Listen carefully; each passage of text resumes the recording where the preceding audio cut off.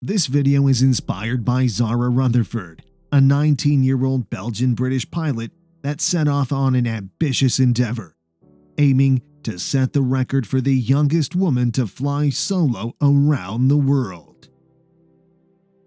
So, I want you to do something. Close your eyes and think of something impossible. Just Google it.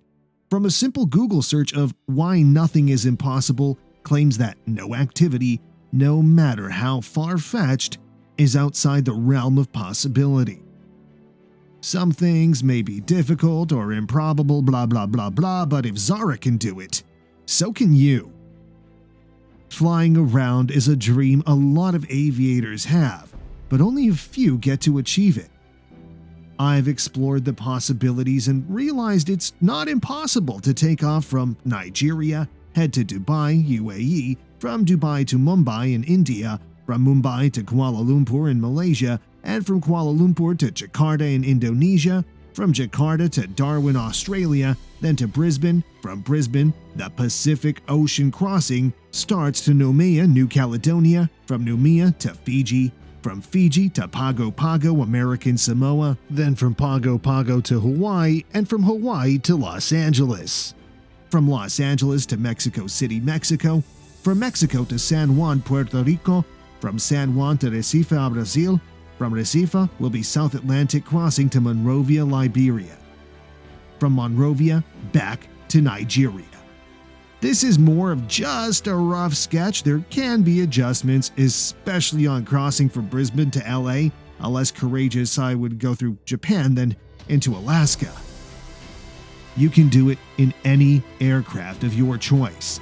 The need to do it in the PC-12 is just a personal obsession with the newest model, the PC-12 NGEX. If you want to understand why I am obsessed with circumnavigating the world in this airplane, we need to dig a little bit into the details of the design. The Pilatus PC-12 is a single-engine turboprop airplane, highly iconic. Well, I don't know if it's correct to say highly iconic, but I know that it is highly iconic in the single-engine turboprop market. It's loved and highly respected by aviators, a perfect example of Swiss excellence in engineering. The PC-12 made its first appearance in 1994 when Pilatus wanted to create a plane that would fit in a new market that is not served by an existing aircraft, a type that would be the first single-engine aircraft with a large cabin that would be capable of flying at high speeds across long distances. It wasn't an easy project. Pilatus took considerable risks when creating this plane. The design was complex, particularly because of their target to keep the balance between versatility, simplicity, easy maintenance, comfort, and flexibility. The design of this plane is simple: a straight wing with only ailerons and flaps, a T-tail, and a robust tricycle landing gear. On the nose, you get the latest versions of the Pratt & Whitney PT-6. One of the things that set it aside is the huge door on the side of its fuselage, which looks like something you'll see on a cargo plane, which makes it easy to load oversized cargo. This unusual feature, well, not so unusual because the TBM has a huge door too, so this feature made the PC-12 boast quite a wide range of capabilities. It's highly versatile. It can be used as a corporate plane, air taxi, air ambulance, light cargo aircraft, or anything you can think of. Okay, well, enough of the blah blah blah. We're not talking about the PC-12 in general, but the newest model, the PC-12 NGEX. Why is it such a perfect plane to circumnavigate the world? Let's start with the most important thing from a technical standpoint: the engine. The PC-12 NGEX uses the all-new Pratt & Whitney PT-6E67XP, and it is full of new features which include FADEC and auto throttle. The FADEC system greatly facilitates the work of the pilot, lowering workload while providing greater levels of control and responsiveness. Engine power was increased, which raised the speed and climb rate of the aircraft. The new engine is a bit shorter, wider, and heavier than its predecessor. Pratt & Whitney completely redesigned the electronic internals and control. The power plant is fitted with sensors, and its automation level was taken to the limit. The computer now takes care of a considerable part of the work that used to be carried out by the pilots. Just like the previous generation, the power remained the same at 1200 horsepower. Well, that's because the engine doesn't exactly need more power. The FADEC system has a way of making the engine run much more efficiently. That's why there's a 10% increase in power compared to the 67P series of engines. In addition, fuel consumption is reduced too, while torque and throttle response are increased. The same happened with the time before overhaul, which went from 3,500 to 5,000 hours, while periods between scheduled maintenances have doubled up from 300 to 600 hours. Speaking of flight performance, in comparison with the NG version, there is a minor increase in speed from 328 miles per hour to 333 miles per hour, or 290 knots, which doesn't matter but will make a difference on longer flights. Despite that, the maximum takeoff weight is still the same at 10,450 pounds. The enhanced throttle response, which is made possible by computers, reduced the takeoff distance by 114 feet.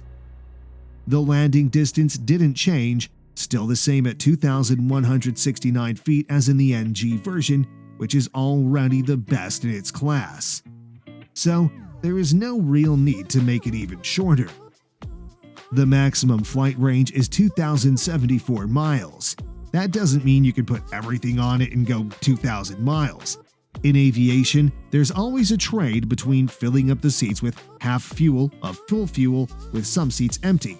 But on the PC-12, if you load it properly, the range comes down to 1,500 miles. Guess it's time to hop in the cockpit.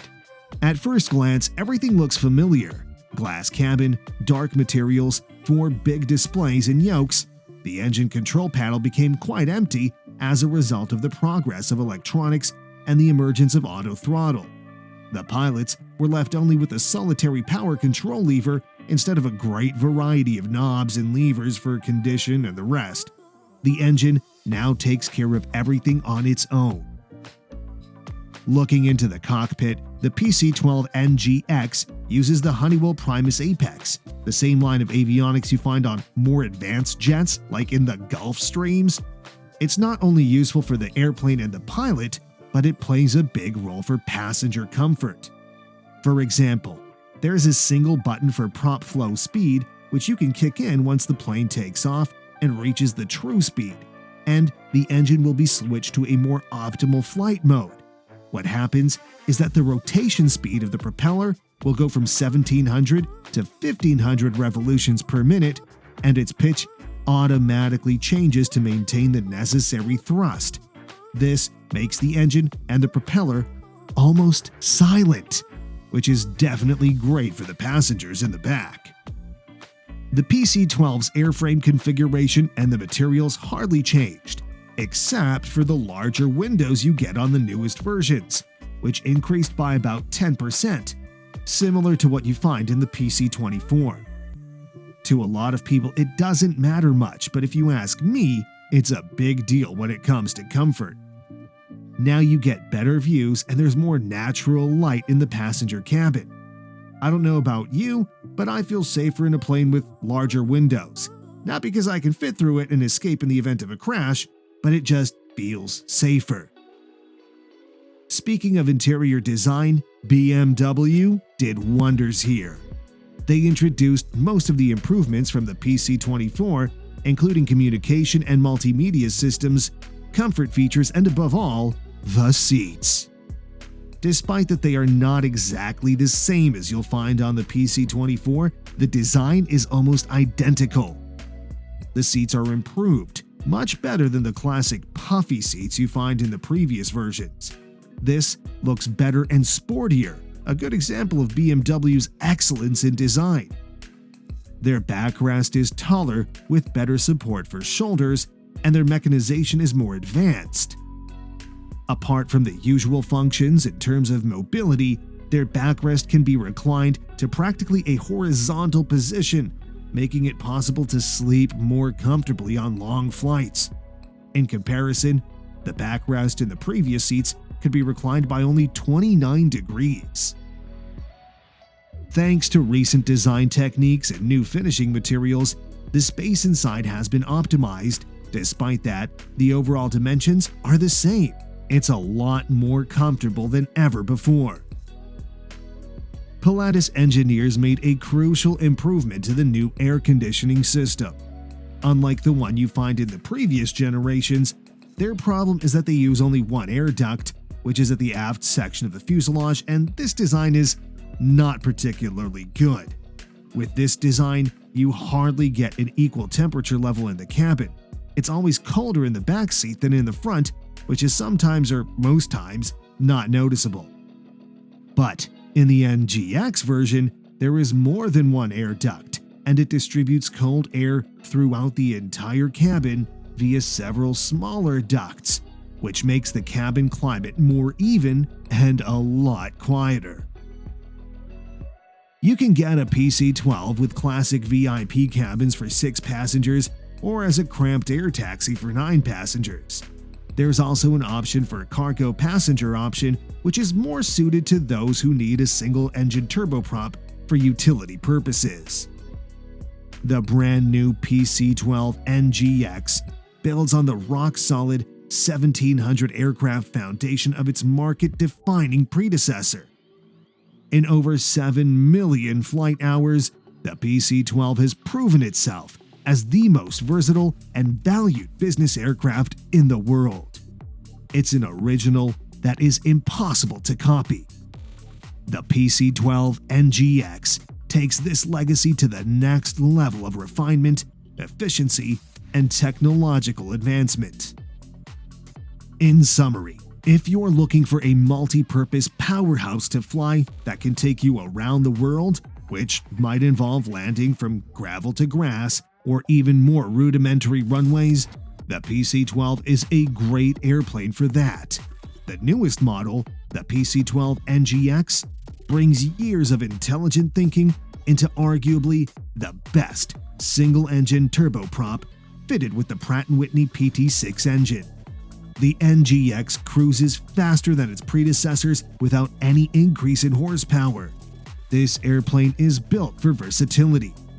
It is perfect for business executives with up to 6 passengers treated to a true office in the sky with the latest entertainment and communication devices, as well as reliable Wi-Fi and USB ports. It is designed in conjunction with BMW, so you can choose from 6 well-designed, flashy interior packages. Where the PC-12 excels is the aircraft's safety profile, with almost 1,700 PC-12s in the air and over 600 million flight hours. It's considered one of the safest and most reliable aircraft. It's also one of the most versatile single-pilot turboprop planes used all around the world for business charters, air ambulance, surveillance, law enforcement, and cargo transport. A brand new PC-12 costs about $5.5 million. I didn't cover what it might cost you to circumnavigate the world in a plane like that because it's expensive. Also, if your dream is to fly around the world but you don't have the money to do it in the PC-12, use any plane you can afford.